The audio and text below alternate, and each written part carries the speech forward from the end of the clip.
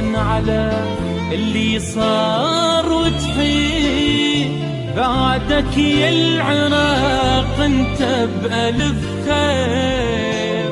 لا تحزن على اللي صار وتحيي بعدك يا العراق انت بألف خير.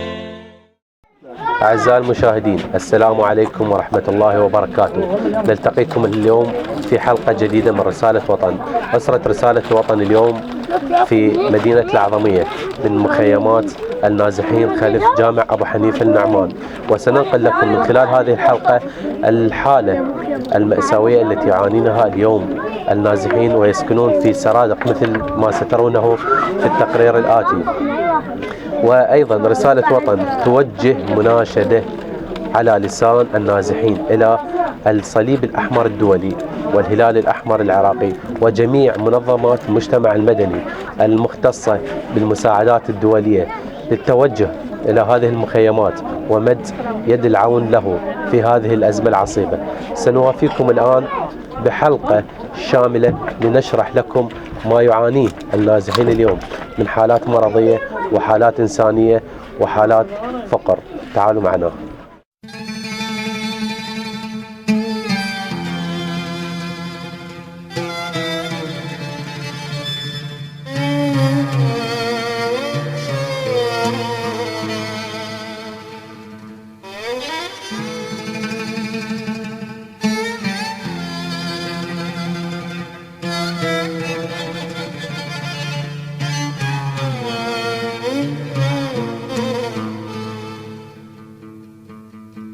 احنا هذا الكرفان مالنا احنا ساكنين به 11 نفر وما يكفينا، ونريد بكت يعني اذا نوسعها. صار لنا احنا 3 اشهر 4 اشهر الولد الكبار يروحوا يباتون ببيت عمتهم، واحنا هنا ناس تنام وناس تقعد، يعني ماكو كنا ننام سوا، ناس تنام وناس تقعد. هاي بهالمأساة هاي احنا عايشين صار لنا من الشهر الثامن الى يومك هذا، شايلين هم. بس اذا يجي الصيف وين نطوي وجوهنا؟ لا نقدر نقعد بيه ولا نقدر نوسع، ولا منطينا المنحة مالتنا. هاي صار لنا سنتين احنا متهجولين من الثلوجة الى يومك هذا، ما ولا الدولة ولا دارت بال علينا، دينار ما انطونا. اول الناس احنا تهجرنا، واليومك هذا احنا ما في كل شيء، ما انتظر فرج الله سبحانه وتعالى.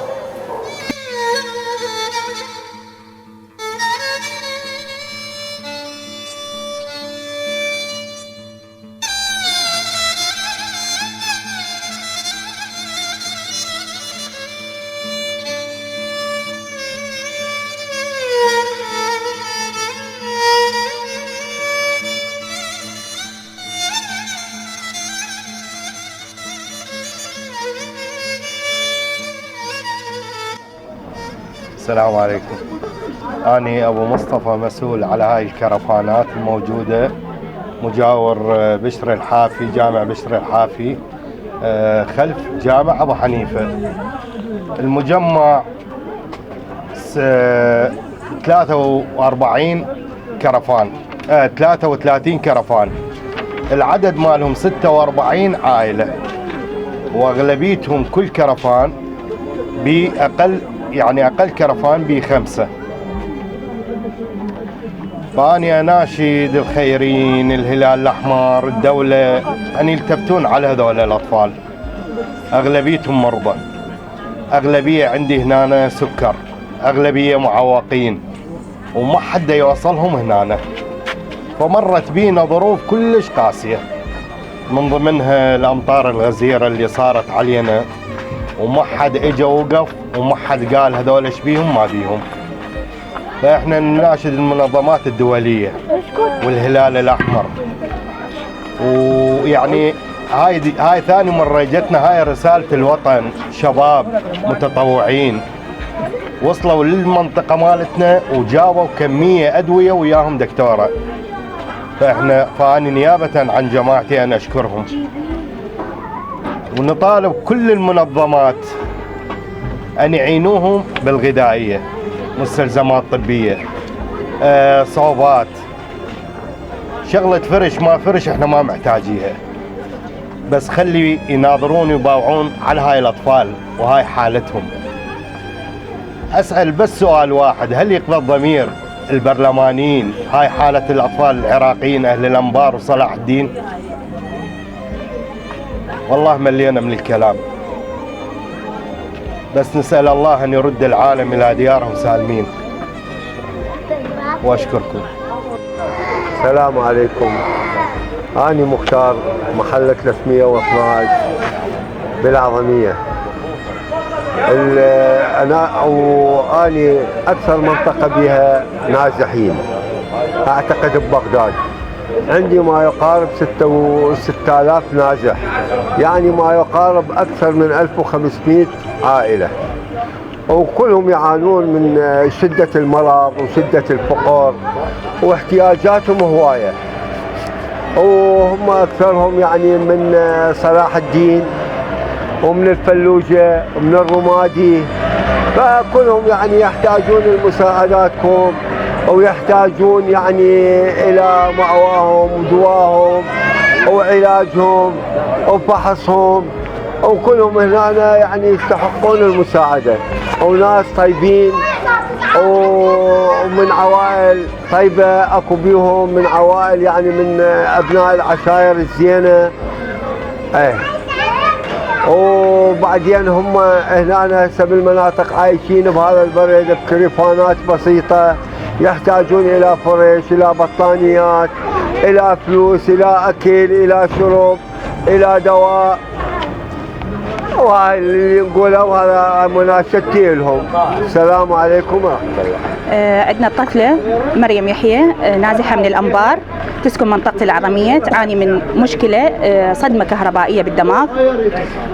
عرضنا أوراقها على دكتور جراح منير خماس، جراح جملة عصبية، وحول أوراقها إلى مستشفى العلوم العصبية. سوى لها الإجراءات اللازمة، والرجل تكفل بعلاجها يعني، وكتب لها العلاج مدة شهرين. وإحنا يعني نشكر فضل هذا الشخص اللي يتبنى حالتها، هذا الطبيب، وهذا والد الطفلة، هو راح يحكي لنا عن حالتها هي بالكامل. بسم الله الرحمن الرحيم. احنا بالبداية نشكر فريق رسالة وطن، لأنهم الناس ساهموا مشكورين بإيصالنا إلى الدكتور منير خماس، الذي يعني رجل يعني أبدى مشكورا مساعدته لنا عندما عرف القضية، بالإضافة إلى مساعدته بالعلاج، وأخذ لنا السونار وأخذ المفراس وانطانا العلاج لها، والعلاج هسه هي تحت التجربة إن شاء الله لمدة شهرين إن شاء الله، ونراجع عليه. في ظل هذه المعاناة ظهرت فتاة عراقية مثابرة، وتعتبر مثال للطالبة العراقية المثابرة. مثل ما تشوفون المكان والحالة اللي هم بها، رفضت تترك دراستها وأصرت على الاستمرار بالدراسة، وأيضا هي تتقن مهنة الخياطة، تعمل وتدرس. بعد العودة من الدوام وإكمال الدروس تعمل في الخياطة وبمكنة خياطة عادية. وهذه الشابة تعتبر مثال يحتذى به في المجتمع العراقي، وتعتبر مثال للمواطنة العراقية الناضجة. ورسالة وطن وأسرة رسالة وطن كانت فخورة جدا ومعجبة بهذه الطالبة العراقية.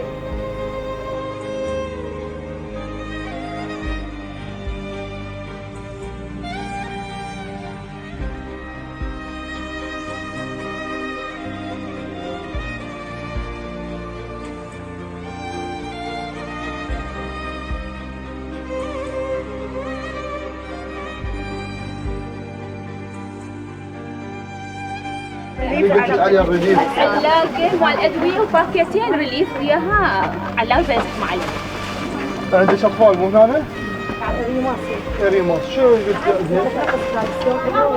الوصفه مال الواحد بس والله بس الابر الدكتوره موجوده على مود ايش بالوصفه مالتها؟ جبت لها التهابات هاي بيت الشهيد مو؟ بيت الشهيد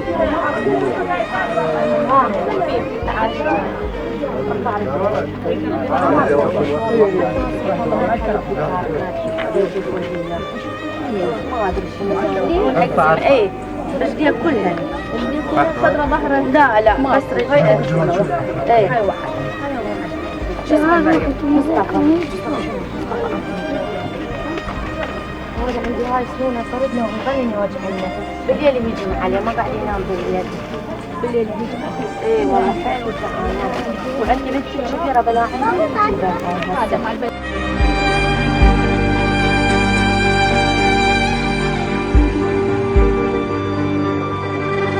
السلام عليكم.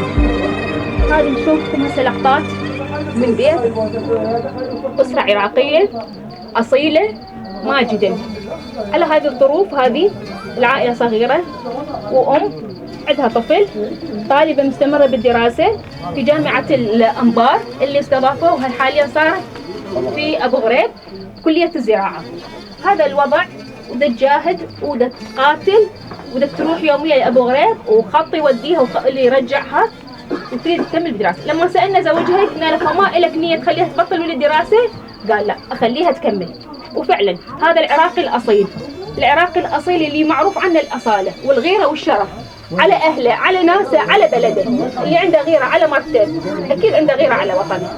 هاي وضعيتهم ورغم هاي الظروف والمعاناة، وأكيد عندها معاناة بالروحة، عندها معاناة بالجية، عندها معاناة باللبس، عندها معاناة بالدراسة اللي وقت اللي كهرباء ماكو، عندها معاناة إن الطفل مريض وما أكو فلوس تجيب له دواء، عندها معاناة إن الزوج تعوفه مريض وتخليه باقي بالبيت ينتظر بس رحمة رب العالمين هاي أكيد تصير. إذا هسه ماكو فهي أكيد تصير. هاي معاناتهم وهاي معاناتهم. أنا نازح من محافظة صلاح الدين ناحية يثرب. أثناء النزوح عندما نزحنا من منطقتنا فقدنا كل المستمسكات الثبوتية مالتنا أغلبها، فجينا هنا نسجل على الهجرة والمهجرين طلبوا من عندنا المستمسكات. عندما طلعنا قسم من المستمسكات وقسم ما تطلع، يعني تعذر علينا احضارها مثل بطاقة السكن ما تطلع نهائيا. هذا عندنا بطاقة السكن، بطاقة السكن ما عندي. ظليت اراجع لا اطلع ماكو، قالوا يا اما عندك بطاقة ناخب ويا اما عندك اجازة السوق. رحت طلعت اجازة السوق، هم كلفتني مبلغ تقريبا 200,000 طلعتها. جبتها قالوا هاي ما تراها من بغداد لازم من صلاح الدين طالع. بعدين بطاقة الناخب هم ضايعة مفقودة. طلعت افتار وكمل ما كملتها على حسب الاصول وجيت اسلمها الساعه قال لا توقفت صلاح الدين بعد ما ناخذ معاملاتهم. زين احنا هنا باقيين نازحين لا راجعين لمنطقتنا ولا رايحين لا هيك ولا ايش، يعني وقفوها هذا اضرار. يعني احنا مو نازحين ما لنا حقوق ما لنا حق على وزاره الهجره والمهاجرين. لما وقفت صلاح الدين مثل السلم عندهم. زين احنا شنو يعني احنا مو نازحين هنا وهذا نعاني معاناه وهذه باقين ولا مرجعين يوم راجعين على المنطقه يعني بها مجال. فأنا ناشد يعني كل الجهات المعنية وناشد وزارة الهجرة والمهاجرين أن تنظر إلى مناطق صلاح الدين التي لم ترجع لحد الآن، مثل ناحية يثرب. احنا من ناحية يثرب كل المناطق الباقية اللي ما رجعت من صلاح الدين يعني وقفوها. هذا ظلم يعني للمواطن وللنازح وأنا ناشد يعني الطيبين والخيرين والمسؤولين والكل عنده يعني سلطة وعنده يعني رحمة بقلبه أن ينظر إلى هذه المسألة. وشكرا جزيلا. السلام عليكم ورحمة الله. من خلال زياراتنا الميدانية المتكررة مكانات التجمعات السكانية الغير صحية للنازحين سواء من محافظة الأنبار أو من محافظة نينوى أو من محافظة صلاح الدين، اللي شفناه إنه بيئتهم نهائيا تعتبر مو صحية، تكثر بيها الأمراض الجلدية خاصة هسه فصل شتاء، الرطوبة عالية والشمس قليلة بحيث ما يقدرون لا تهوية، يكثر عندهم مرض التشيكن بوكس مرض الجدري المائي، يكثر بنفس الوقت عندهم مرض الجرب، مرض النكاف أيضا يكثر عندهم، إضافة إلى الأمراض التهاب القصبات الحساسية بهذا الوضع. لهذا إحنا نناشد كل الجهات الصحية اللي داخل العراق واللي خارج العراق وكل من يوصل هذا الصوت أو الصوت والصورة أن يكون مدون يد العون والمساعدة لهم والرعاية الصحية الخاصة بهم للأطفال والكبار وكبار السن، خاصة كبار السن اللي عندهم الأمراض المزمنة الضغط والسكر والأمراض القلب كلش هواية، إضافة إلى الظرف المعيشي السيء اللي يعيشون به ومن القهر النفسي، فهذه الأمراض كلها تفاقمت عندهم. وأكيد أنتم تعرفون ما إلى الحالة النفسية من تأثير على الأمراض اللي هم بيها. بالإضافة إلى هذا إنه الوضع الاقتصادي اللي دا يصير بالبلد من سيء إلى أسوأ، يخلي الناس اللي عندها استعداد للمساعدة أقل كما ونوعا. فلهذا احنا نناشد جهات رسمية ان تمد يد المساعدة لهم، ويا ريت تكون زيارات ميدانية لهم، يطلعون بعدين يشوفون شنو اللي يقدرون يقدموه لهم من جميع انواع الرعاية الصحية والإنسانية المادية والمعنوية. كذلك اكو اطفال يفتقدون الى القرطاسية، يفتقدون الى الكتب، بس رغم هذا يعانون، رغم هذا مستمرين بالدراسة. وشفنا حالات يعني تعتبر نضال إنساني، مرأة متزوجة عندها طفل واحد وطالبة في كلية الزراعة بأبو غريب، خط يوديها ويجيبها، ورغم هذا مستمرة بالدراسة وزوجها يساعدها بإعالة الطفل. واحدة ثانية طالبة جامعة في نفس الوقت تخيط وتدرس، ورغم هذا الوضع الصحي السيء. أحيانا الكهرباء ماكو عندهم، حسب ما سمعت من أمهم يفتحون الباب على ضوء النهار، على ضوء الشمس يقرون. وهذا اعتقد يعني فشي مثال للجهاد وللنضال. الجهاد والنضال مو هو بس شيء السلاح، وإنما هو شيء القلم أيضا، هو هذا يعتبر جهاد. التحمل على هاي الظروف الصعبة هو أساسا هذا جهاد وهذا نضال. إذا مو جهاد ونضال فهو على دين الإسلام الحنيف، فهو مرابطة. وأكيد كل الناس اللي مساهمين بهذا الشيء واللي دا يعانون من عنده يستحقون المساعدة المادية والمعنوية، واللي ما يقدر فبالدعاء. شكرا جزيلا.